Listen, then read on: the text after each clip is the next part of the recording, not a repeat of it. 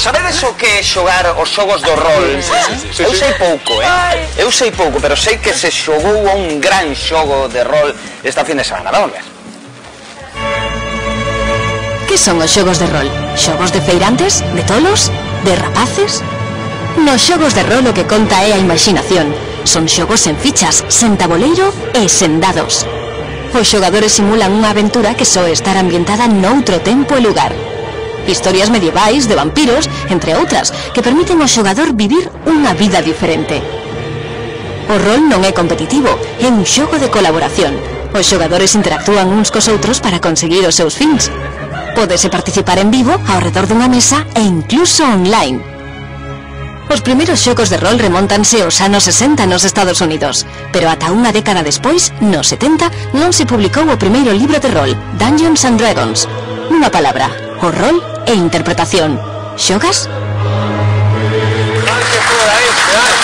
Teño aquí un mapa que pon mapa do feudo do Vizconde de Monterrey, porque o evento Irmandiños a Revolta, que está organizado conjuntamente pola Asociación Cultural e Juvenil 13 Negativo e a Dirección Xeral de Xuventude e Solidaridade de Vicepresidencia da Xunta, pois organizaron un mega xogo que eu creo que vai bater todos os récords do Guinness. Pero iso van a contar algúns dos organizadores e participantes, como son Jacobo Otero, Francisco Ares e Xurxo Iglesias. Benvidos, que tal, como estamos? Que tal, como estamos? Ti vas a poder sentar ou telo como podes, pero isto pesa, non? Non moito. Non moito? Non moito. Bueno, creo que foi todo un éxito esta segunda convocatoria de Irmandiños a Revolta, non? Sí, a verdade é que estivo moi ben, a xente quedou moi contenta e, bueno, foi un auténtico éxito total. Tanto éxito como que creo que había máis solicitudes que de momento prazas, por chamarlle de alguna maneira, para que todo estivera controlado, non? Porque se viñera toda a xente que quería vir, igual se perdía un pouco o control do xogo, non? Sí, o xogo está a crecer ano a ano, que a edición, pois, é máis grande e tamén hai máis xente que quere participar. Tentaremos na vindeira oportunidade, pois, dispoñer de máis prazas por xogadores. Vemos un momentiño, porque quen estivo, por certo, aí mandamos xente, non? Sí, estivo Tareixa, redactora, que encantou ir ata Monterrey, ata Verín, e gravamos esta. Galicia, Castelo de Monterrey, 7 de outubro do 2007. 500 anos despois, a historia se repite. No campo de batalla, os señores feudais e o exército irmandiño volven verse as caras. Nobres contra labregos. Quen gañará desta volta? Loitamos contra as alimañas irmandiñas. Soldados vis, labregos cheirentos, que non valen ningún maravedí. A terra de quen traballa, e non pode vir alguén a decidir o destino dun pobo que está loitando, desándose a sangre e o sudor para que logo non gane nada. Houbo algúns traidores que pagarán moi caro a súa vileza. Os mercenarios non traballamos gratis e o que nos importa a nós é comer, beber e máis foder. Onte a noite asesinamos a tesoureira e pillamos o tesouro dos Irmandiños e nos fixemos con todos os mercenarios para telos da nosa parte. Chegamos a un acordo con Lanzós de pagar 3 maravedís por cabeza a cada soldado. Un comando de asalto das tropas de Fonseca logrou rematar co seu líder, con Alonso de Lanzós. Houbo barullo, chegaron incursións, o capitán Alonso de Lanzós recibiu unha coitelada polas costas. Cando cheguei ali xa estaba morto. Contamos con varias armas sorpresas.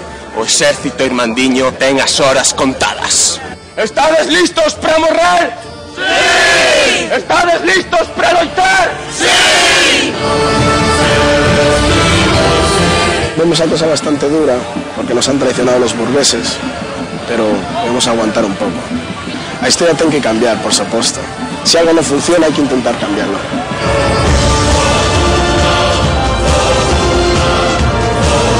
¡Victoria! ¡Anda nobiliario! A verdade é que era un montaxe importante. Ali estiveron Rafa, operador de cámara de Tareixa, recollendo estas imaxes. Polo que digamos aí, isto leva ensaio previo, guión, como está artellado? Non, un xogo de rol en vivo é como unha grande obra de teatro na que non existe un guión nin un final predeterminado. Nós o que facemos é ambientar o xogo nunha época histórica de Galicia, que é o ano 1469, durante a segunda revolta irmandiña, pero o que facemos é darlle a posibilidade aos xogadores de que retrocedan no tempo, que viaxen a Galicia de Idade Media e que sexan eles coas súas propias accións os que decidan a sorte do momento irmandiño. Neste caso, perderán os irmandiños como correu realmente na época histórica. Francisco, a ti tocouche sofrer moito eses días, nesa fin de semana? Home, as pateadas e a calor foron duras comigo e ca miña armadura que... Sí, ¿no? O peso non é, pero os cambios de temperatura notanse bastante. Notanse moito, non? Do día a noite, porque, bueno, para a noite refresca moitísimo. Sí, pola mañá son o que máis frío pasa de todos, e polo día son o que máis calor pasa de todos. E camiñatas moitas, había xente que decía que, claro, que eran moitos kilómetros, sobre todo os dun bando, non? Que tiñan que camiñar moito máis. Sí, bueno, que eran as tropas nobiliares, estaban como corresponde dentro do castelo, e logo os irmandiños pois estaban asexando nun campamento que estaba, bueno, a uns 3 kilómetros, non?